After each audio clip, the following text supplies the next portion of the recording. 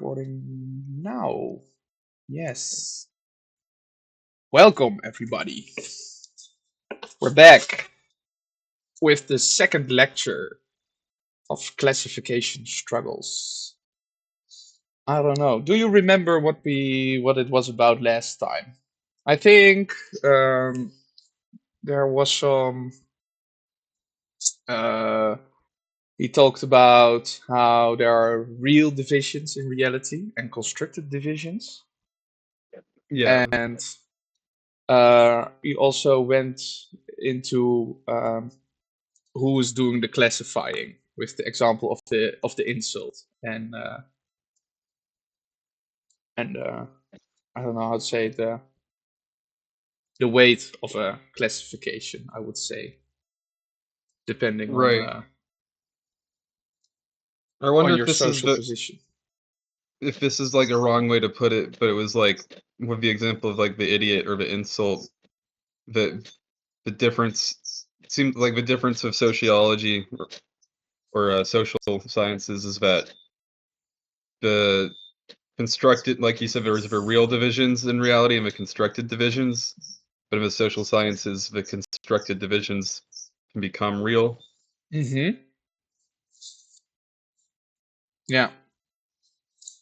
Yeah. So And yeah, the last sentence of the last lecture was, I propose to show next time how the logic of the insult and the logic of scientific classification represent the two extreme poles of what a classification may be in the social world. So we're oh, gonna get into that now, I think. okay. And that's interesting. So that's a good Mm-hmm. reminder. Yeah, yeah. All right. I can start. Lecture of the 5th of May 1982. The Act of Institution. The insult as magical behavior. Coding individuals. Dividing reality. The example of socio-occupational categories. In his argument, Nicholas Ruwet indicated that Milner's distinction between qualifying nouns and common nouns implied basically ignoring what semantics could contribute to the problem, and, contradicting Milner, he points out that the distinction between non-classifiers and classifiers, like teacher or gendarme, is based on extreme cases. Thus, Ruwet reproaches Milner with choosing the extreme poles of a continuum, whose extremities run from teacher and gendarme, that is professional names, at one end to obvious insults like idiot or bastard. Milner insists on the fact that idiot or bastard are not clearly defined classes on which a random sample of speakers could concur. By the same token, anyone who proffers an insult becomes vulnerable, being the only guarantor of that classification. In other words, the insulter is a classifier who takes extreme risks. I shall not deal with the theme of the insult. I shall not deal with the theme of the insult in greater depth, even if we're capable of doing so. What interests me in this example is how it reminds us of something that sociologists and others often forget, which is that problems of classification are not necessarily and exclusively conceptual issues. The insult is typically one of those practical classifications in which the classifier commits their whole being and their whole sense of self. The classifier takes a risk without consciously intending to. We need this kind of in vitro observation because it contradicts the impression that sociologists frequently record when they ask the object of their inquiry to become classifiers. I wish I could have brought you some questionnaires produced by titular accredited sociologists who asked the objects of their inquiry to classify themselves. Unfortunately, we sometimes consign to the waste bin things that are bad research but would be extremely useful documents. The sociologists in a way imposing his status as teacher of the social world onto the objects of his scientific analysis when he asked them to classify themselves. What class do you think you belong to? How many classes do you think exist? If we divide society into five classes, where do you think you would fit in? Do you think that you belong to the middle classes? In these cases, what people reply does not reveal anything very much. To dismiss a stupid question, we reply in terms that minimize the likelihood of seeming stupid. The news for anyone here who is a sociologist is that the objects of our inquiry have 1,000 ways of telling you that you are an idiot, generally very politely and euphemistically. The problem of the insult makes us realize that the process of classification in everyday life is a practical operation with concrete aims and consequences that implicate the person who pursues those aims. It is a risky operation in which the person who judges lays himself or herself open to being judged. As I mentioned the last time, the child's counter-attack, "it takes one to see one," shows that there is a whole rhetoric of the insult. This kind of symbolic struggle, of which the insult is one example, reminds us of something we ought not to forget, that the problem of classifications are something more than what scholars make of them in their research when they treat them merely as problems of analysis and judgment.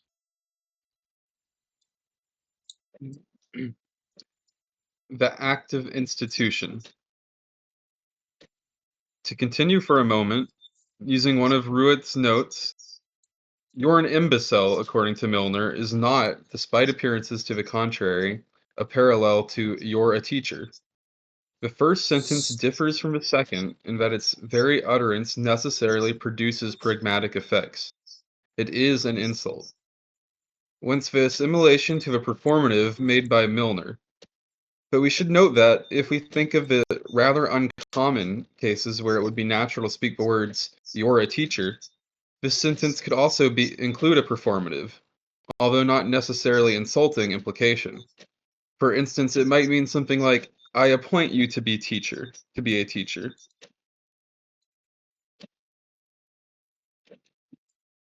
This observation is at the heart of what I would say if I had to construct a theory of the insult. I find it interesting that the linguist consigns to a note in passing something that seems crucial to me. This is a rather good example of a relationship between two neighboring disciplines that virtually ignore each other's perspective. Ruet's remark seems important to me because the phrase, "you're a bastard," could have a status equivalent to "you're a teacher," but only if "you're a teacher" were used in a very specific case. In fact, the language would not be so familiar, i.e., it would not use the tu form of address in French. To nominate someone as a teacher, you would say, "You are appointed teacher," handing them a parchment scroll, as in certain American universities, where in a ritual ceremony the candidate receives a title giving them a right to exercise the function of teacher. If you say, "You are a teacher" in an act of nomination, you accomplish an act of institution. Ruet's remark, if you take it literally, means that the insult, "you're an idiot," and the nomination, "you're a teacher," are two elements of the same class. This is the class of acts of nomination that I shall call the class of acts of institution.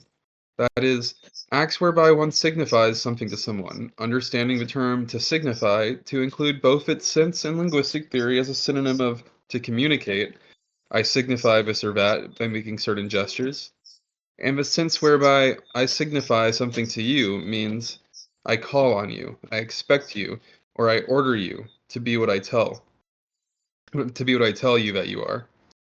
I think this is the correct definition of a performative. I shall not get involved in the subtle um, differences between the different meanings of the word performative. I shall stay for the moment with the original meaning that Austin gave to the word, while he still had control over it, before the word became the subject of hair-splitting squabbles among linguists. I state this for anyone among you who might find my initial hypothesis too simplistic. In this light, The insult and nomination would belong to the same class of acts that we might call institutional, whether positive or negative. The positive institutional act, for instance, consists in designating someone as worthy of holding a position. Negative institutional acts, it would be better to call them acts of destitution or degradation, consist in depriving someone of the dignity that has been granted them. Insult or abuse would then be a subclass of acts of destitution, itself a subclass or positive or negative institutional acts in general. So like you could be like you're a teacher like in an exasperated tone or an admonishing tone to say like you're failing to uphold your responsibilities as a teacher or like you seem like you're doing a bad like I'm but so that's what he's calling, like, an act of destitution or degradation, I Hmm. think, example of that. Um, I would like to use these examples in order to investigate the nature of those acts through which an individual or a group, or, more often, an individual delegated by a group, establishes another individual or entity as consecrated, as nominated. This question, although very general, is central to the issue of classification, as you will see, because the sociologist will constantly encounter among the objects of of his studies individuals who are already instituted and classified. The difficulty for the sociologist, as I said the other day, lies in the fact that the social agents he gets to study have been classified in advance. The sociologist must recognize that he is dealing with people already classified. You will see that this has important consequences. I would it's I mean, we'll see where the consequences are, but I'm just thinking back the beginning example that, like, it's a pretty common, like, in my from, like, maybe this is stereotypes too, but, like, a working class or middle class attitude of being, like, told, are you working?" Or of being asked about that. It's like, "Yeah, fuck off." Why are you uh, um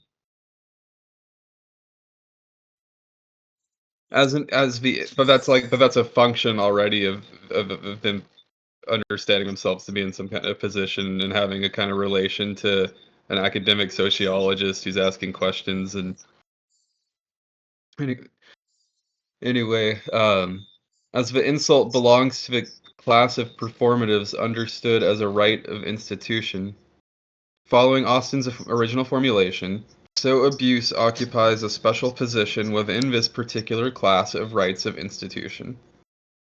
A remark by Ruet shows that he was well aware of this, although he is not concerned with sociology.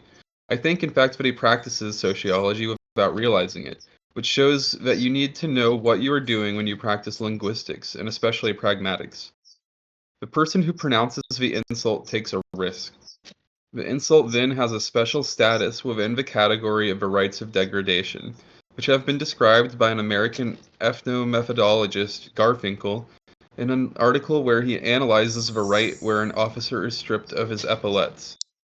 The official right of degradation can only be accomplished by an official personage. We might say that, in order to degrade someone, you need rank, say a grade of general, whereas to insult a car driver in the street, you can be a simple idiot, a mere man in the street.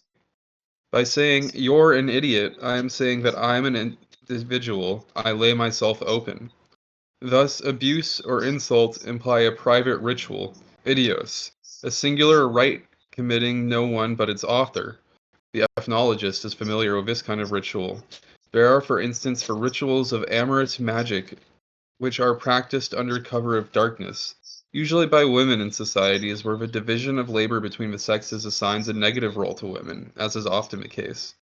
And these private rituals are opposed to the public, official rituals performed by the whole group, at any rate in the presence of the whole group, and by an individual mandated by the group, who is authorized to speak on behalf of the group and has the authority to practice an act of degradation on behalf of the group. Not sure if I have a idea of what kind of rituals he's talking about, but maybe. May but I guess maybe we'll figure that out. Yeah, yeah, yeah. Uh, what what did he say exactly? Singular right permitting no. Well, I guess the important part is that the private rituals are opposed to the public rituals Mm-hmm. performed by the whole group. Yeah, and so I can get that much. Yeah, yeah, but it's not clear to me if these are different rituals, I think so. or if it's just a difference between who can do them in public or not.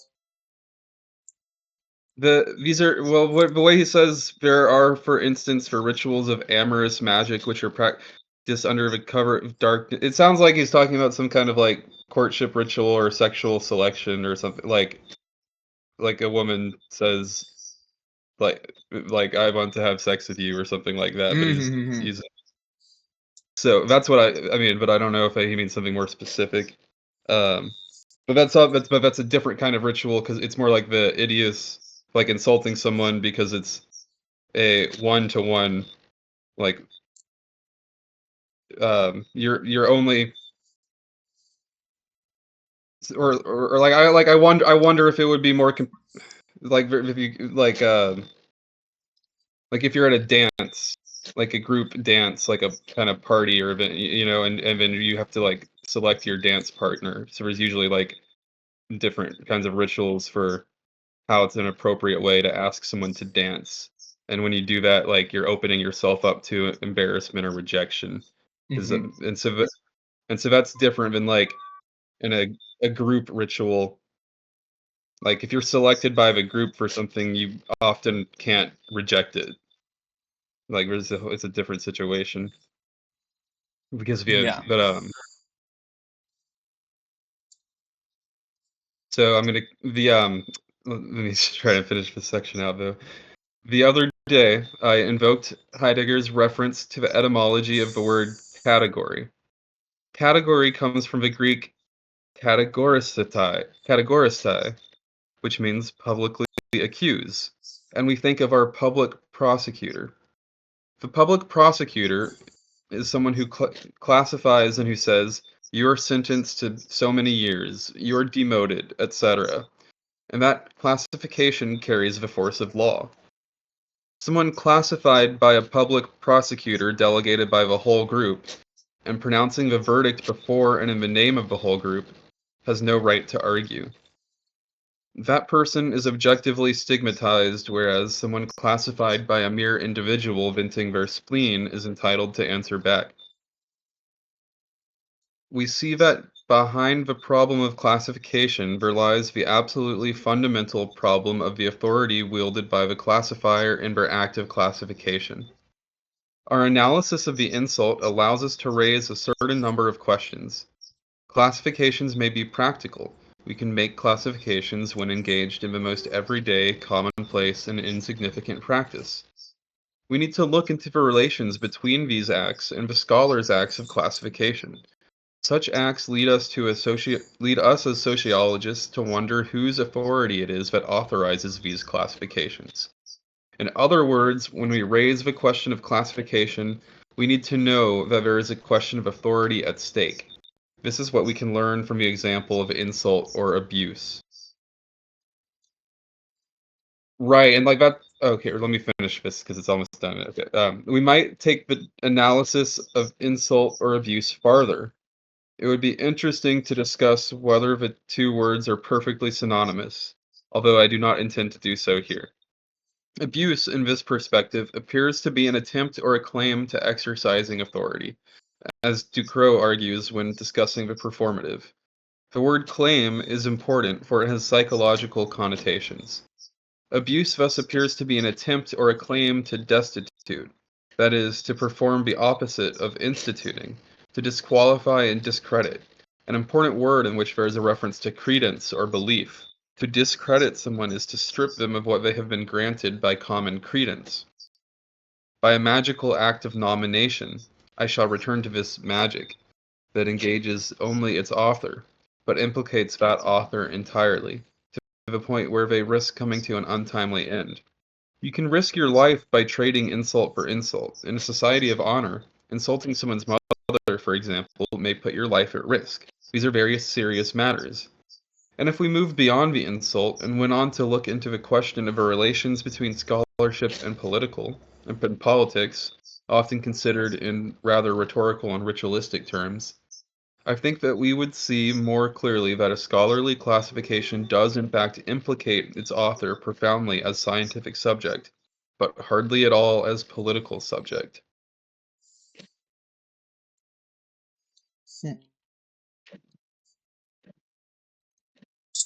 The insult as magical behavior. The insult may be described as magical behavior, with properties that I shall return to later. What I have been saying about the insult, once we consider it as a performative, may be valid for the whole set of performatives. It is magical behavior that aims to act, but symbolically without resorting to action, like a curse or a blessing. Furthermore, it is magical activity that is conducted by and for the individual. Unlike the ritual of degradation, it has no institutional guarantee, authorization, or authority, just like judgments of tastes, which constitute another form of classification and are often judgments of distaste. Most often, when I express disgust or distaste, what I'm really actually saying is that I dislike someone else's taste. You can confirm this by looking at the fashion columns in your magazines or newspapers, or any other articles where judgments of tastes are involved. Judgments of tastes are nearly always indirect judgments of distastes. Like insults, they implicate and compromise their author, who acts as a classifier but is exposed as aggressor. This medical action, then, is a private act as opposed to an official ritual of destitution or a legitimate accusation leveled by the public prosecutor. A third characteristic as, is that this magical action, although performed in a personal capacity with no institutional guarantee, does have a certain force. I shall return to this notion, which Austin and later linguists called the eluc- eluctio- eluctionary, eluctionary force, that is force inherent in discourse. The force of this symbolic act depends partly, albeit only partly, on its form. Oddly enough, the fairly numerous linguists I have already forget that the social force of an insult, its power to strike home, depends on its form.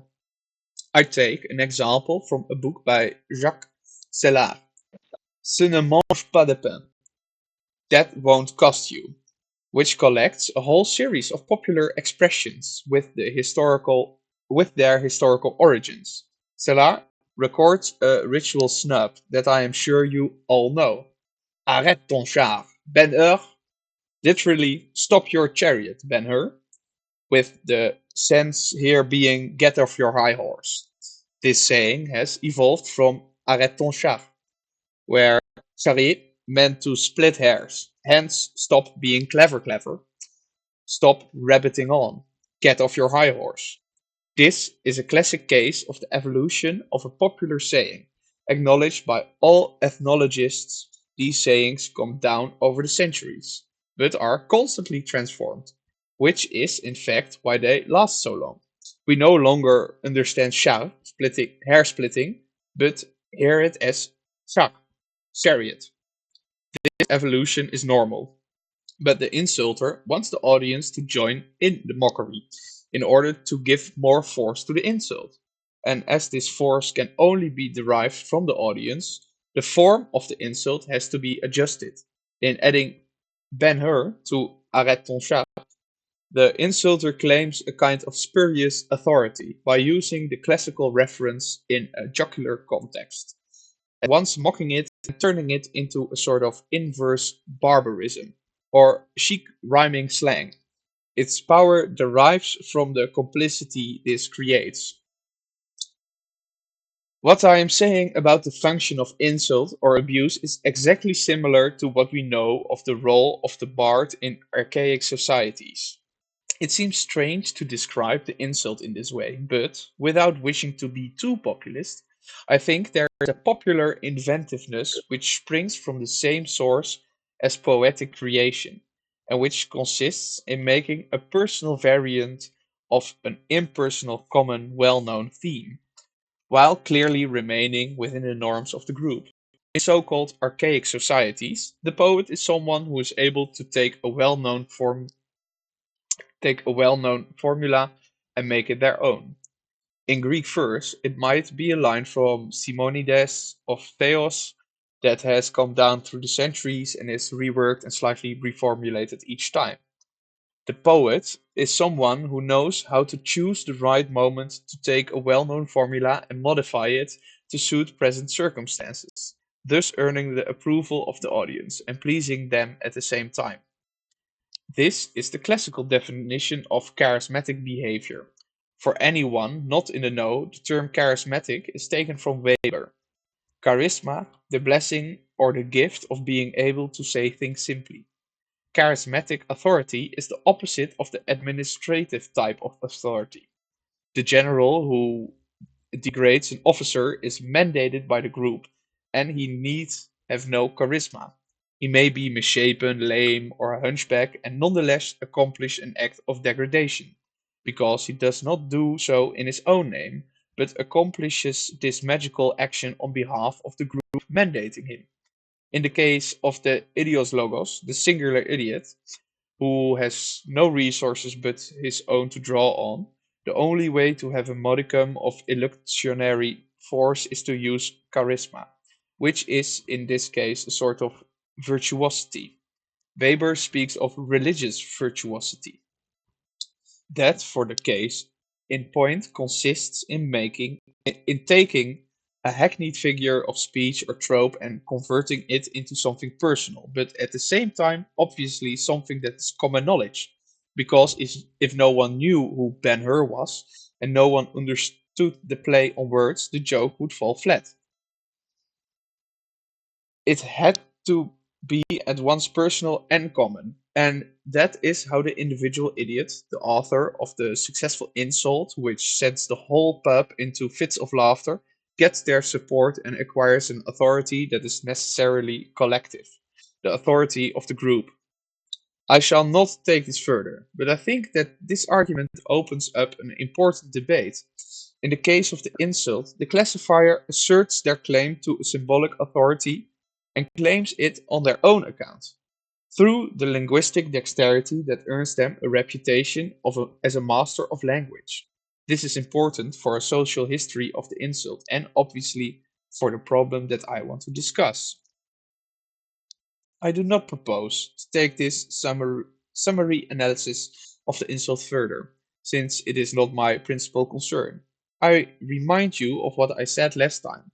I wanted to compare the problem of classification as encountered by the sociologist with the form in which the problem is encountered by zoologists or botanists, taking the example of the insult in order to highlight one specific difficulty and also to give a more concrete and less scholarly face to the whole argument that I was putting forward, which is that for the sociologist, the act of classification means playing a social game, consisting partly in an exercise in re- oh, reciprocal classification. In order to convey something of the nature of this infinitely spiraling game, where everyone is both classifier and classified by their own classifications. I choose the example of the insult. The function of this example was to show how the scientific act of classification, as practiced by the sociologist, has to deal with pre-existing acts of classification, which are not necessarily inspired by the desire for knowledge that motivates the sociologist, but may be driven by a desire for action, influence, or the imposition or abolition of power. I think this really nicely sums it up. Mhm. Another question. How does the classification operated by the sociologist stand in relation to those of the botanist on the one hand and the insulter on the other? Is the sociologist closer to the insulter or the botanist? One difficulty with the narratives produced by sociologists is that they are often read with the same dispositions that we commonly employ to interpret the sense of any ordinary classificatory discourse, so that they are very often read as insults. We should look at more specific examples, but I shall leave it up to you to find them. The analysis of the insult thus seems to me to raise the question of the status of sociological discourse on the social world. That is, a science aiming to provide the neutral universal discourse that Austin calls constative, which claims not to transform the world but to state what is the case, as philosophers of language say. Ordinar- Ordinarily, the everyday social world is the place of the performative.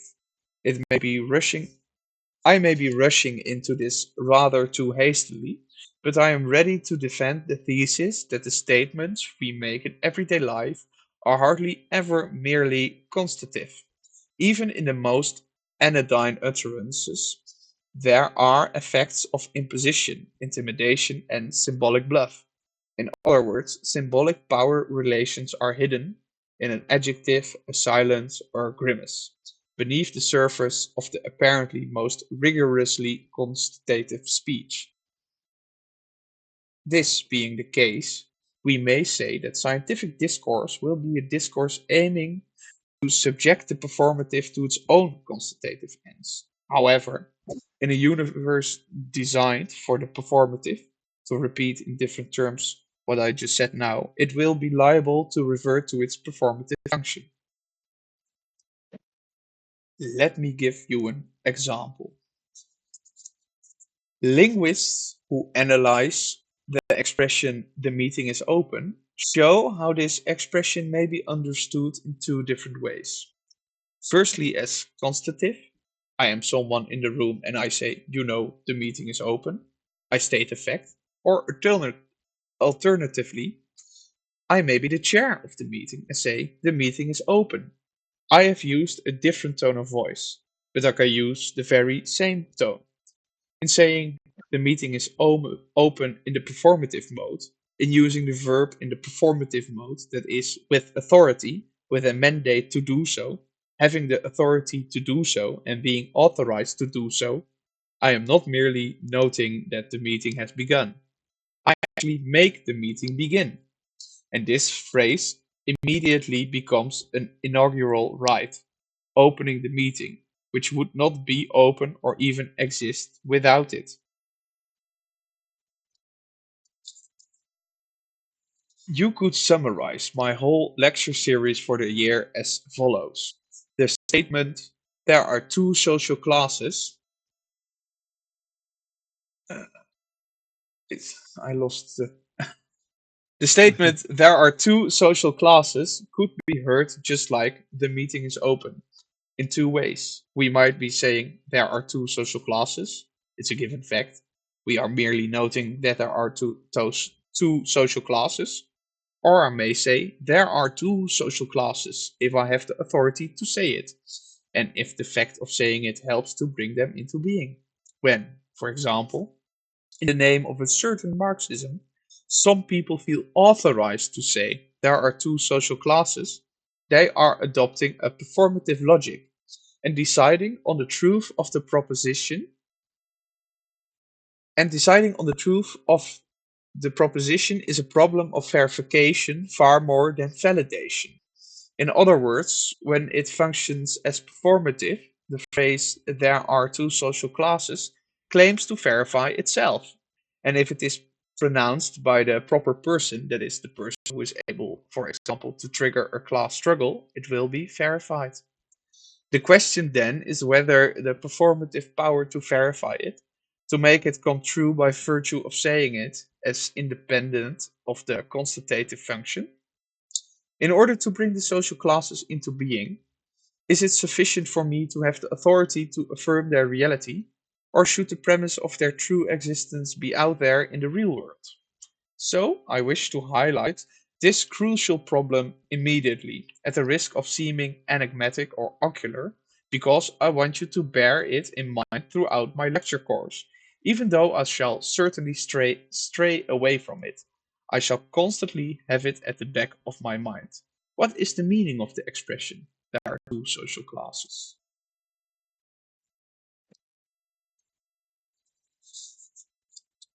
All right. That ending paragraph triggers like the Marxoid in me that wants to immediately start arguing and disambiguating the what he means by kinds of Marxism that would say like, but I'll try my best to accept the premise that yeah, we're just as something to keep in mind throughout the rest of the lectures and not try to untangle right away. Hmm. So, coding individuals. This is still part of the preliminary stage of my argument. Having analyzed the relationship between sociological classification and zoological classification, and the problem of the insult, I would like to raise another issue, to introduce a third and last case, which will present us with another set of problems that I believe are implicated when we speak of classes, whether social classes, the gender divide, or age groups. This is a third one other than sociological and zoological. Okay. I wish to present an extremely simple problem. It is faced by any it is faced by any sociologist who uses systems of coding. Coding is a typical classification procedure because it entails allocating individuals to classes and assigning properties to them. We take an individual who has a composite reality. Each and every one of you is an individual who has a name, a title, and other distinctive personal attributes. But coding that individual then implies decomposing and atomizing them, analyzing them out into a series of independent autonomous properties, capable of being translated into singular categories. For a very ordinary inquiry, I like the study of teachers that I am working on at the moment. The process of coding, like the study of teachers that I am working on at the moment, the process of coding draws on the fact that the individuals who have been interviewed have revealed a certain number of properties. They have stated their age, gender, profession, their parents' professions, their educational qualifications, and the institution where they studied, and in some cases their political opinions. What are the criteria that I should establish in order to allocate this population to categories that correspond to its own internal articulations? This is the problem facing the code maker. You cannot just slap down formal divisions and divide up things that shouldn't be separated. You should divide them into classes that are really separate in the real world. We can only code a reality if we know it already, which raises the question of the hermeneutic circle, a problem as old as the human sciences, but which each new generation of ignorant beginners rediscovers as if it were a profound mystery that threatened the progress of the social sciences. I have to say that it is in fact a problem that is very easy to resolve, I, which doesn't mean that it isn't a very serious problem, as long as we treat it in a way that I propose to deal with it. What, therefore, are the criteria of classification that we should choose? Age, gender, and so forth? Any serious scholar who has worked on a number of investigations will have a repertory of codes, and be tempted to use age, gender, and the like on each and every occasion. There is a repetitive side to research, which tempts us not to question everything that we should question. I said this last week, but I say it again, although I know that it is likely to annoy those of you who are hearing it for the second time, but I accept this, because I believe that I am right to repeat it. Contrary to received wisdom, I think that this reflexive turn of the gaze to look back into our own scientific practice is neither a display of spiritualist virtue by the scientist indulging in epistemological fancies in order to salvage his soul as he reaches the end of his career, nor a waste of time, intelligence, and scholarship, at least in the social sciences. I can't speak for other disciplines, but it seems to me to be crucial in the social sciences. In any case, it is my experience that all important scientific progress arises from reflections apparently unrelated to what seems to be the most urgent immediate priority, which is how to code in the most economical manner. Should the code cover fewer than 15,000 people, 15,000 to 70,000, 15,000 to 30,000, or 30,000 to 40,000? Is it representative of the whole population? Does my graph include, and so on? Hmm. Well, what I want to say immediately is something like, well, the the codes should what the code should be like what the represent should be should respond to the your best sense for what the real divisions in the population really are. And so, Hmm. but that but that I mean that gets back to like the hermeneutic circle because like we have some idea of what the real divisions already are. Then we do science, whatever we do sociology, and then we get a different idea, and so that modifies. So do I wonder? I don't.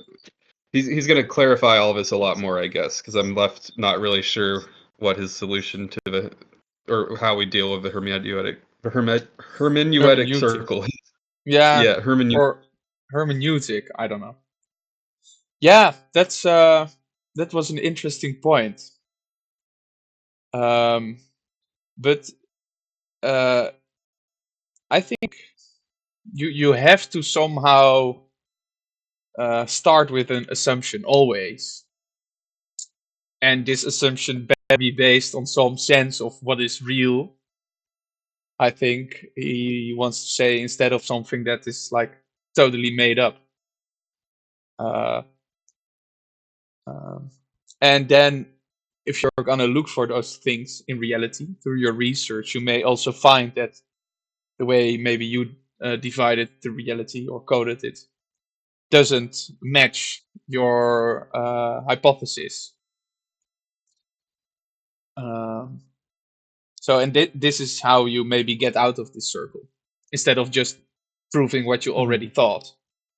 But I think mhm, this is also why it is a very serious problem because it is very easy to just fall in the trap of like observing what you want to observe instead of like being open to all sorts of possibilities. And maybe there are also ways in which you can assume certain things about reality that make it more easy um, to like surprise yourself. I don't know how to say it. We had like a discussion yesterday about this book, and they've also told a bit about their social research they're doing right now. And there's one question where he asks like people to identify themselves either as a worker, a parent, or a gamer. And I think this gamer category really like um, you maybe would not assume a lot of people would categorize themselves as gamers, but apparently quite a few no, people did. right. Um, and this can like um, I'm not really sure what this can help us with, or how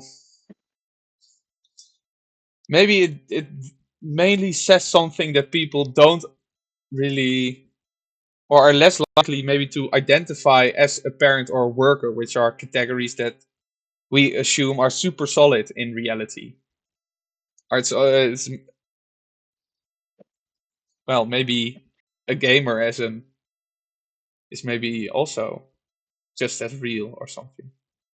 I'm not really sure. I'm really curious to see where all this research will go.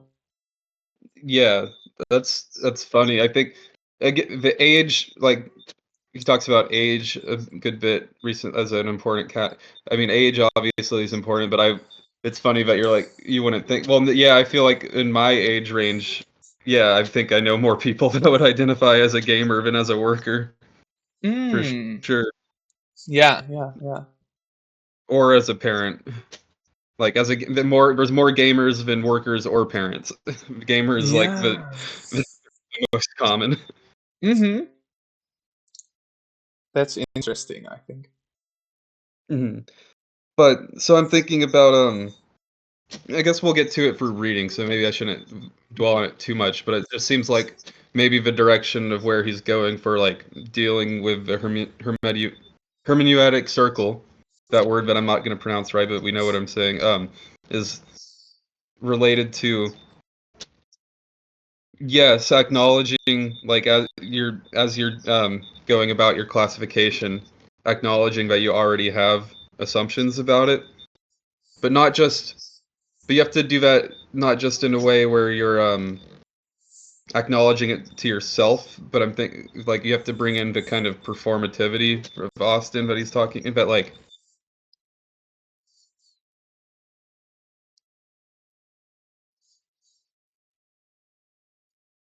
yeah, I don't have the best way to formulate this yet, but like just that there's a way you can kind of, you have to avoid doing, you definitely have to avoid being the kind of state or mindset that's easy to fall into, where you're like, yes, I acknowledge that I already have assumptions, and I need to be critical and whatever, and so then you acknowledge it, and then you don't actually have to do it because you've Mm-hmm. acknowledged it.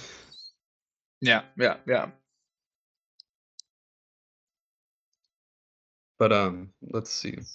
Mm-hmm. I'll move on. Dividing reality. My own experience leads me to believe that such reflections have undeniable scientific fertility. They are not merely philosophical musings in the pejorative sense of the term. The problem is how to discover which criteria are pertinent. I shall return to this term.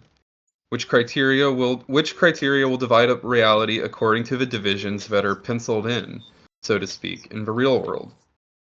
We need to find criteria that really distinguish groups in the real world rather than formal criteria devised to suit the needs of the cause. But do the criteria we can draw on all have the same status in social reality? Do they all have an equal operational impact? In my choice of criteria, should I rate, say, Agrégé de l'université on the same level as only sun? Will these criteria have the same social import and the same predictive power? One of the major problems for the sociologist is how to maximize the return on their questionnaire. Anyone who devises a questionnaire knows that the main rule, which I must insist on in case anyone here does not know how important it is to obtain the maximum amount of information that we consider pertinent to our quest, while using the minimum number of questions. We mustn't waste questions, we need a strategy. And if we don't have both an explicit principle of maximizing the return on the questions, and also clear strategic principles directing an inquiry designed to obtain the most information with as few questions as possible, there is a risk of creating hopeless questionnaires that will not even be usable for other inquiries. To maximize the benefit of the inquiry, we must therefore consider the power of the indicators we use. What does the power of the indicators mean? If you turn your minds to what I said just now about the insult and the official degrading, you might see a link with the social power of the indicators. To take one example, there is a difference between the numbers of years spent in study and the certificates awarded. I realize that you may not grasp the difference straight away, because it only occurred to me when I reflected along the lines that I have just suggested to you, although I have used both of these indicators for some time without questioning them. The number of years spent studying is a very good indicator when you want to measure certain types of things, such as the degree of exposure, in the sense of the photosensitive plate, to education. The diploma is something quite different. It measures a social award. Imagine two equally cultivated people. One absolutely self taught, with no academic qualifications, certificates, or credentials, and another who has acquired the same amount of cultural knowledge, but in a form measurable by theses and educational qualifications. When it comes to social use of these equivalent cultures, there will be enormous differences. In the one case, the simple mention of a title will give it access to posts, with their salaries, privileges, perks, and other advantages. And this will apply even if the candidate's culture has withered away, which does happen. In the other case, the candidate will be required to give evidence of their culture, to display it. As, this is probably really obvious to a lot of TU people who follow TU subjects or the audience here. Like I know I've dropped out of college twice, and I'm back in school now. So I've studied in college for many years, but I have no degree. But but when I choose my criteria, am I not obliged to rely on pre-existing social? Um, I skipped a line. Sorry. As with the insult, the candidate will be out on a limb, will be an idios. But when I choose my criteria, am I not obliged to rely on pre-existing social classifications and the most powerful among them? What I long used to call a good questionnaire, that is, a questionnaire that gathers the greatest amount of pertinent information with the least possible number of questions and the least possible ambiguity and loss, would surely have to be a questionnaire capturing information that preserved all the strongest social classifications, among which, in a society like our own, academic classifications have a very special place. This is not a problem in itself, but I think that we should be aware of it. To continue with the court of teachers, I might choose as one of my indicators the title of agrégé, for example. I mentioned this last time. It is a socially established qualification. The procedure of certification provides the agrégé with a legally guaranteed property. The whole social world conspires to invest in this title and the guarantee that it provides. I shall return to this point later. Moreover, the whole set of individuals thus designated and constituted as agrégé, that is, set apart from the herd, the operation of classification is expressed in the word itself, and consecrated, another term that I shall return to, by the type of magical social act that is implied in any act of division, will will feel themselves bonded with all the other individuals in this class. There is a society des agrégés, that is, a group with a spokesperson who can speak in the name of the group, which means that the members of the group thus constituted can consider it in their interests to belong to the group. This is one criterion to bear in mind. Another example, gender as an almost inevitable criterion. Is the status of this indicator the same since the emergence of the feminist movement? I leave you to think about that. Might the emergence of a feminist movement have brought the masculine-feminine indicator closer to the agrégé indicator? Another example, the age group.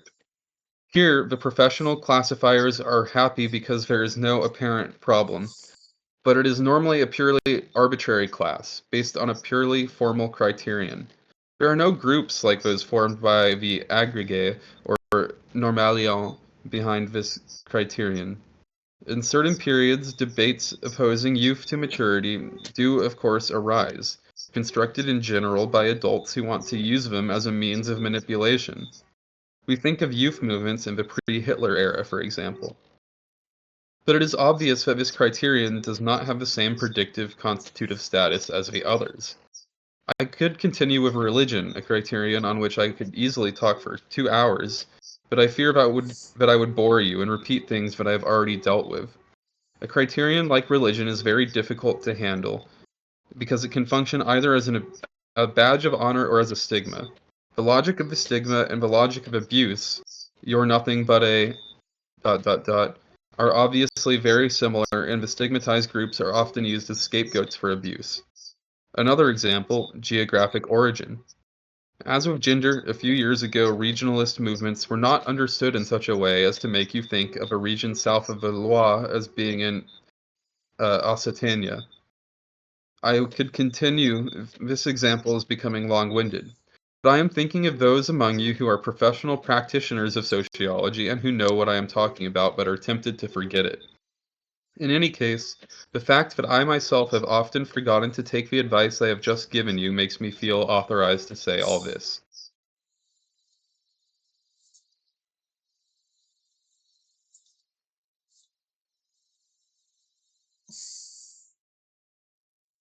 Yeah, I think Yeah, the age classification is always very interesting, and the whole the generational divide. Um, there's a way that like that he distinguishes like the gender divide and like this regionalist the regionalist movements that he says that these are unlike the age in a way.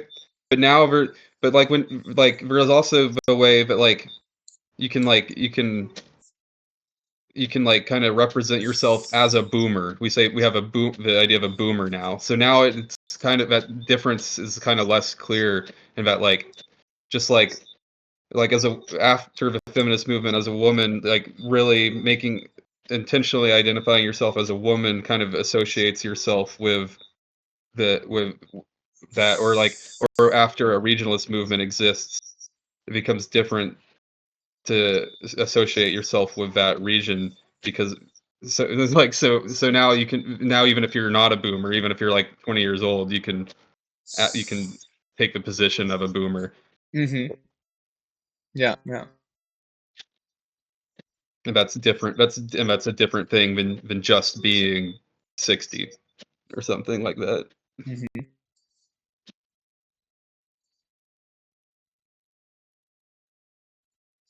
How much is left in this chapter if you don't mind me asking? I think this is the last bit, the Cool, example of okay. social occupational categories. All right. I shall take one last example from these problems of classification, that of the socio-occupational category. A time-honored debate divides the world of sociologists, or more precisely, those who are professional enough to consider classifications as problematic. Unfortunately, this is not the whole of the class. Some say that there are partisans of social classification in the Marxist sense. Others prefer the CSP, social occupational category. That is the cold, complex, bureaucratic system used by the INSEE, middle management, office employment, service sector, retail business, etc. It is an academic debate, and I am ready to bet that 50% of the pedagogic energy spent on teaching sociology in France is devoted to this distinction. So you will allow me to spend 5 minutes on this subject. Sir. Here too, there are entire bibliographies on this CSP versus social class debate, seemingly so important. Everything that I shall argue throughout this lecture series will be an attempt to undermine this opposition and to question it as I have done for the other categories age, gender, aggregate, etc. We need first to ask what kind of groups are produced by these classifications. Do they correspond to real groups? To something like the Société des Agrégés, for example? And then do the classes produced by these two principles of classification, class and CSP, match the reality we see in groups displaying the signs by which we recognize a group, such as the existence of a more or less stable administrative structure, an official delegate, plenipotentiary, or spokesperson mandated to speak on behalf of the group, and so on. Secondly, where do these classifications originate? Who devises them? Where do we situate the producers of these classifications in the space of classifiers? Are they considering things in sociological terms? Inquiries into the social classes tend to be more of an academic exercise, or are they dealing with social occupational categories, which is more the province of agency and administration. These two principles of classification correspond to different social aims and functions. The CSP are constructed for the needs of economic administration, that is, to predict as accurately as possible trends in things like patterns of consumption and so on. The social classes have a different social origin and function. They are situated in a different space and yield benefits on another level, that of Marxist debate. In discussing this third case, that of coding, I wanted to say, as I have already shown in the case of the insult, that there are considerable differences depending on the categorums that I use when I categorize, when I classify, when I devise an ordinary code for an everyday inquiry. Categorums are enabling powers. They are credentials, as the English say. They are titles which function as bonds. A diploma is a diploma is a certificate of credit. There are shares or investments in society. To have an academic title means that, in a wide range of circumstances, which we should define, they are officially guaranteed by the state. They allow their holders to make a legitimate claim to the advantages associated with these titles: academic position, high rank, property ownership. Among the properties that I shall select in order to characterize these individuals, some are powers. Think of the English word knowledge. It can imply power in the sense of knowledge is power, or an acknowledged representative empowered to act. I think that for a sociology of power, the use of the word power in this sense is important. Who guarantees these powers? The question is important. We return to the problem that I raised in the case of abuse, where the insulter is their own sole guarantor, but the degrader is sponsored by the whole social order. The holder of a universally accredited academic title is guaranteed by the whole social order. The holder of an in-house qualification issued by an employer, such as the privately qualified engineer, has a certificate of passage of only local validity. The self-taught person who has followed an open access correspondence course has no guarantee at all. This is then a continuum among the socially guaranteed properties, from those that are universally guaranteed to those that have almost no guarantee, are accredited only in small circles, and whose only function is to impress friends and family. That is one factor. Then, alongside those socially guaranteed criteria, which from the sociologist's point of view are the most effective for understanding and classifying the real world and its articulations, there are others produced by scholars whose knowledge of reality makes them introduce them because they believe that, although they are not officially certified, they are efficient.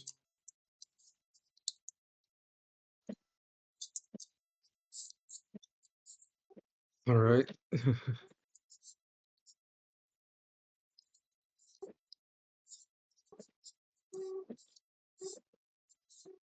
I somehow get like the idea that Bourdieu is also trying to tackle like um, the divisions between different types of divisions, like Yeah, or the differences between like there is a division in social class, and there can also be a division in like what the CSP is doing, and that between these two, we can also like differentiate between those two and how they are used and why they are used and what function they perform, and that these two can also be in conflict with each other or can be sides of conflict maybe, just as between the two social classes there can be conflict. yeah. Tell me, I don't know, maybe this is off base too, but I'm thinking again back to, like, the classifying like a botanist and, like, the Hmm. idea of, yeah, of classification for use and classification in reality, and, like, this is and, like, well, here it's kind of repeated, but it's not repeated. I mean, this division maps into a different way, like because there are the socially guaranteed criteria that he's talking about, which are both like they're real divisions and they're also divisions for a use, like people are used or have a social use, but they're real because they're socially guaranteed. And then he's saying that, and then there's also the ones produced by scholars whose knowledge of reality makes them introduce them because they believe that although they are not officially certified, they are efficient. So so these are both something that the classifications that are real, or at least the scholar has reason to believe they're real, that they're efficient, that they do make real divisions, and but it's still something that the scholar introduces for a purpose. So yeah, I guess it's like what you're saying, that even that there's divisions within this even. Um,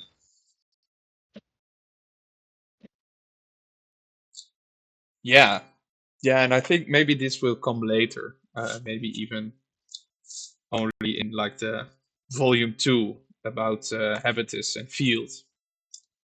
right. Okay. About because I think this these first lectures, like the volume 1, I think it's just very like constantly dealing with only how can we classify, and after we have some sort of ground to classify, we can see like how these interact in fields and how they constitute.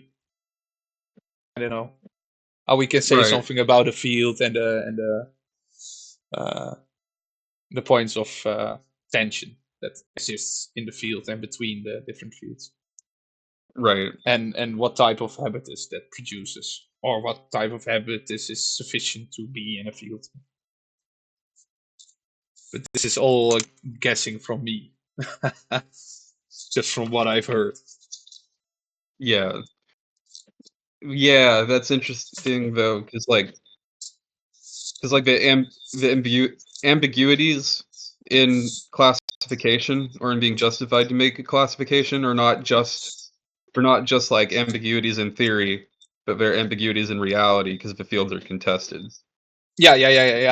And a large part is indeed like, um I think Benjamin said it.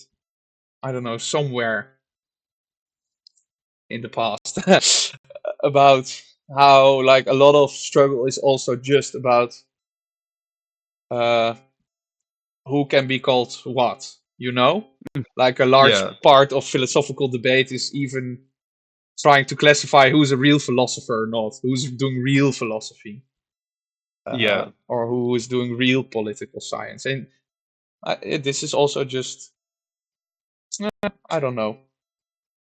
Also because the way science is set up, like, you have to like intervene with an original inventive thing, so you have to differentiate yourself from other works, and this differentiation can go as far as just claiming no, everything that came before, or what this group in this field is all doing, they cannot be part of this field, or they shouldn't be. I Mhm. don't know. Very interesting. I really like it. Yeah. It is very interesting, and so I'm gonna say thank you, Luke, and I hope to be back next week or whenever you want to do another reading. And I do gotta go now, but so thanks All for setting right. this up.